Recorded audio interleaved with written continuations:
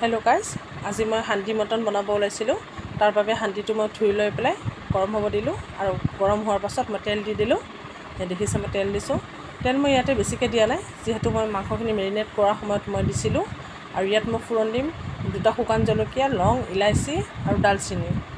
আৰু মই মাংসখিনিত কোনো ধৰণৰ শুকান জলকীয়া বা জলকীয়াৰ গুড়া ইউজ কৰা নাই, গতিকে মোৰ মাংসখিনি আপোনালোকে দেখিবলৈ পাব মোৰ খুব ৰংচঙীয়া নহয়, কাৰণ বাচ্ছাই খাব যে।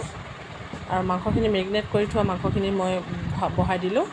আৰু মাংসখিনি মেৰিনেট কৰোঁতে মই দিছিলোঁ পিঁয়াজ, জিৰাৰ গুড়ি, ধনিয়াৰ গুড়ি, জালুক কেইটামানৰ গুড়ি, পিঁয়াজ, নহৰু, আদা পেষ্ট, নিমখ, হালধি। আৰু জুইৰ ফ্লেমটো দেখিছেনে, একেবাৰে ল' ফ্লেম কৰি থৈছোঁ।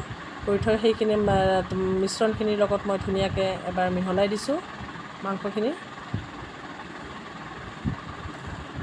গোটেই মাংসখিনিতে যাতে তেলটো ধুনীয়াকৈ মিহলি হৈ যায়, তেনেকৈ মই মিহলাই লৈছোঁ। আৰু তাৰ পাছতে মই ঢাকনি মাৰি দিলোঁ।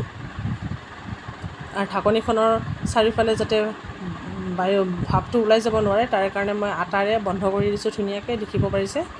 কোনোফালেৰে এতিয়া ভাপটো ওলাই যাব নোৱাৰে। আৰু এনেকৈ মই 25 মিনিটৰ কাৰণে থৈ দিলোঁ। একেবাৰে জুইৰ ফ্লেমটো একেবাৰে ল' ফ্লেমত থোৱা গৈছে। তাৰপাছত মই এবাৰ খুলি চালোঁ। খুলি চাই পেলাই দেখিলোঁ যে মাংসখিনি একেবাৰে পিঁয়াজ গলি নাইকিয়া হৈ গৈছে আৰু ধুনীয়া পানী উঠিছে। আৰু এতিয়া মই মাংসবোৰ মানে 80% হৈয়ে গৈছিলে, আৰু 20% আছে যিহেতু, সেইটো কাৰণে মই আৰু কি কৰোঁ, এইখন মাজে মাজে 5 মিনিট ঢাকি মাংসখিনি লাৰি লাৰি দিওঁ। আৰু শেষত দেখিছেনে কেনেকুৱা হৈছে জনাবলৈ।